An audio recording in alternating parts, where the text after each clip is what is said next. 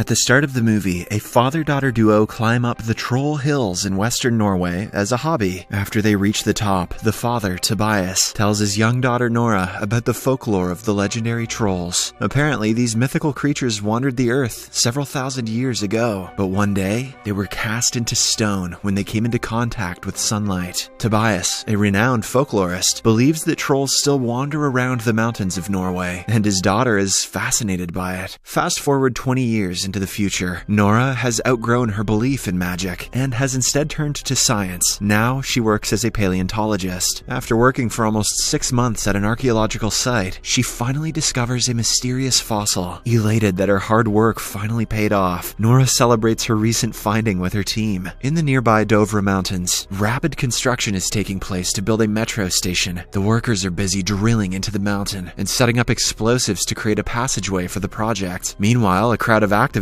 is protesting against the construction, shouting that the government should let the mountain live. Ignoring their protests, the chief sets off the explosives, blowing the mountain into smithereens. He makes hard eye contact with the activists when he hits the button, too. Savage. He and the workers then go inside the Dovre cave to check, but shockingly, they hear a loud roar. Moments after, they feel the ground shake, and an ancient mythical creature rises from the rocky depths of the mountain. Horrified, the workers run for their lives, but the falling mountain debris eventually seals their fate. Shortly after, the news of the incident reaches the Norwegian Armed Forces headquarters in Oslo. The general decides to send an aircraft to get clear images of what really happened at the site. He then gives instructions to alert the Prime Minister. Next, we see the Norwegian Prime Minister and her advisor, Andreas, heading to the military base. On their way, the Minister of Defense updates them on the situation and reveals that over 50 people died in the incident. He then displays some pictures of Ground Zero, and with a closer view, we can see gigantic holes in the ground. Andreas says they look like footprints, but he's not qualified to have an opinion. Meanwhile, Nora is still celebrating with her colleagues on the occasion of her groundbreaking discovery. She begins to give a speech, but suddenly, a military helicopter arrives. Then a soldier comes out and tells Nora that she's been summoned by the Prime Minister in Oslo. Wasting no time, she gets on the chopper and heads towards the military base. After her arrival, she is escorted by Andreas to a room full of government officials. Nora joins them as they discuss the current situation. The officials presume that the destruction was caused by some kind of gas, but Nora says otherwise. After reviewing the footprint image closely, she suspects it could be a prehistoric animal that has risen from the mountains. Andreas says it could be supernatural, but he's not qualified to have an opinion. However, the government officials simply mock Nora, stating that this isn't one of her fossil research cases. They also rule out the possibility of an animal being behind all of this. Just then, Sigrid, a computer genius who also works for the Norwegian Armed Forces, barges in and tells the group that she has managed to retrieve a video from the incident. When she plays it, the officials notice an approximately 150-foot tall figure coming out of the Dovre cave. This finally convinces them that something colossal, probably a monster, has arrived in Norway. Elsewhere, in a remote area called Lesja, an elderly couple sits for afternoon tea when they hear a distant roar. Soon after, their table begins shaking, causing the nearby utensils to fall off. The couple thinks it is an earthquake, so they quickly hide under their safety vault. Once everything is settled down, they leave the vault, only to find their house shattered and torn into debris. Meanwhile, Nora tells the Prime Minister that she is ready to look into the Dovre incident. The other officials agree, and she is assigned as a scientific advisor. After the meeting, the PM's advisor, Andreas, informs Nora about the Lesja incident, and the two quickly fly a chopper to the site. During their flight, they have a bit of small talk. Andreas properly introduces himself, and then asks Nora why she became a paleontologist. The latter replies that she has always loved nature, ever since she was a child. She also shares that her father, Tobias, was a folklore expert, but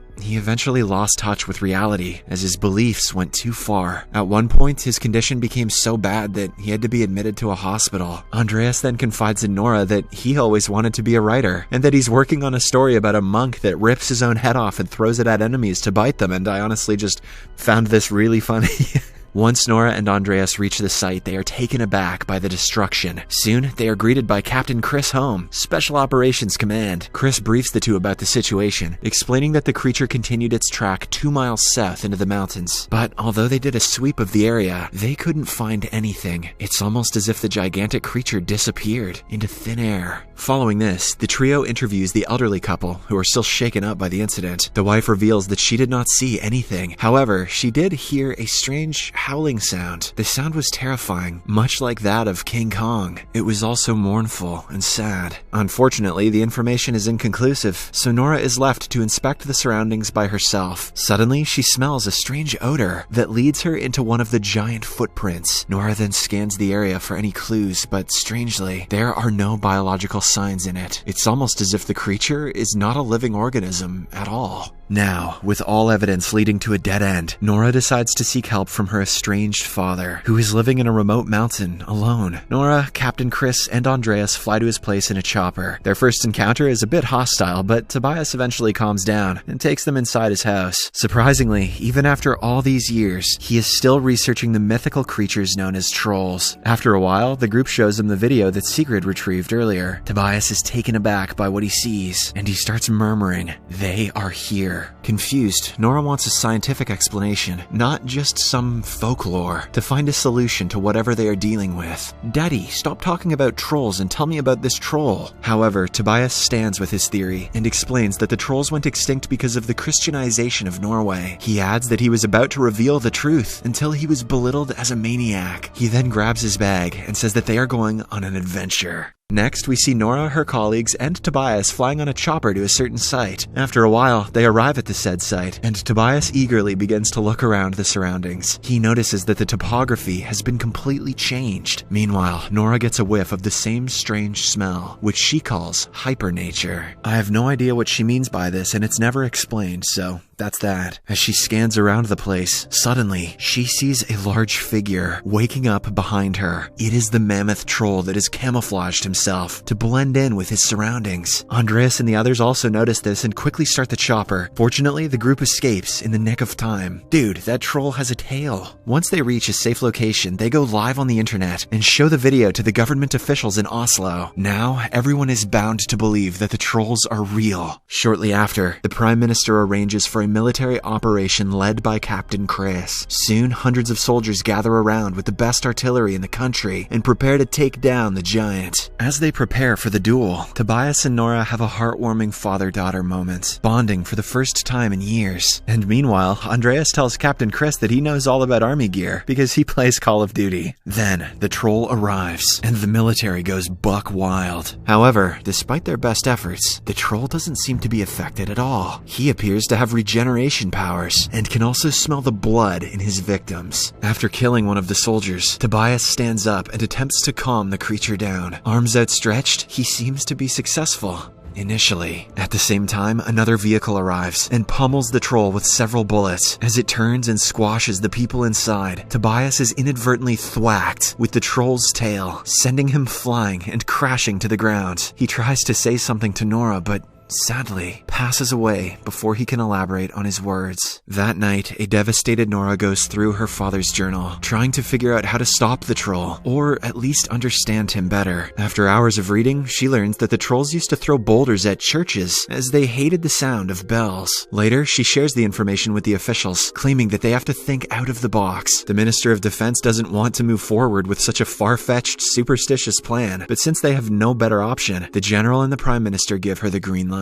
In the next scene, we see 4 military helicopters, each attached with a large church bell, moving towards the troll. The plan appears to work at first, and the troll becomes visibly weak, but after a while, he gets used to it and destroys most of the choppers. With this, Nora's idea of attacking the monster with church bells fails spectacularly, causing even more massacre and destruction. However, the troll does save a small child from his imminent demise, showcasing once again that the beast appears to feel emotions. lives. To make matters worse, at this point, news outlets from around the world have picked up the story and are broadcasting it. In the aftermath, the Prime Minister gives a speech on TV to try and calm the nation. At first, she apologizes for her cabinet's incompetence and then declares a state of emergency. She also urges the residents of Oslo and other surrounding areas to immediately evacuate, as for some reason the troll appears to be headed straight for the capital. Meanwhile, due to her failure, Nora loses her seat at the table. On the other hand, Andreas learns that the government plans to bomb Oslo in hopes of destroying the troll. He has some thoughts on this, but he's still not qualified to have an opinion, so he resigns from his position. Both Nora and Andreas then leave the headquarters. In no time, thousands of people start queuing up to leave the city. Andreas and Nora are also among them. The latter is still gutted that she couldn't find a solution to the troll problem and decides to take one last look at her father's journal. Lo and behold, she finds a clue. She notices the word Sinding written multiple times in the journal. Andreas tells her that Sinding is actually a prince living in the royal palace in Oslo. How did Nora not know about that? He apparently is one of the wealthiest guys in the country. Hearing this, Nora insists that they turn the car around and head back, believing a clue lies in the royal palace in Oslo. After a while, they arrive at the palace and meet Rikard Sinding, who also appears to be waiting for them. Then, he takes them inside and finally reveals the truth about the trolls of Norway. As it turns out, Tobias was right all along. These mythical creatures actually used to walk the country's lands. At the palace, Nora and Andreas are taken deep into the underground tunnels, where Sinding reveals that he and the other officials destroyed Tobias's life in order to protect their secret. When Nora's dad got too close to the truth, Sinding himself arranged for the old man to be committed to a mental health hospital to protect the secret. And that secret happens to be the skeletal remains of a troll family underground. The royal palace was built on top of the Troll King's cave after the Christians massacred his family and left him for dead inside the mountain. Here, we get to know that the troll which is wreaking havoc around the country is actually the Troll King. This explains why the giant is heading towards Oslo in the first place. He's been trying to return home. Sinding continues to explain that nothing is more important to trolls than family, and during the Christianization of Norway, the Troll King was lured to the Dovre mountain and imprisoned. Of course, the earlier explosives let him out, and now he's heading back to Oslo to try and reunite with his children. It's actually quite sad. Nora and Andreas are shocked to learn the truth. They are even more terrified when they see the skeletal remains of the troll family. When Nora shines her UV light on the bones, she notices that they sizzle. This is when she realizes that the trolls are indeed sensitive to light and comes up with a plan.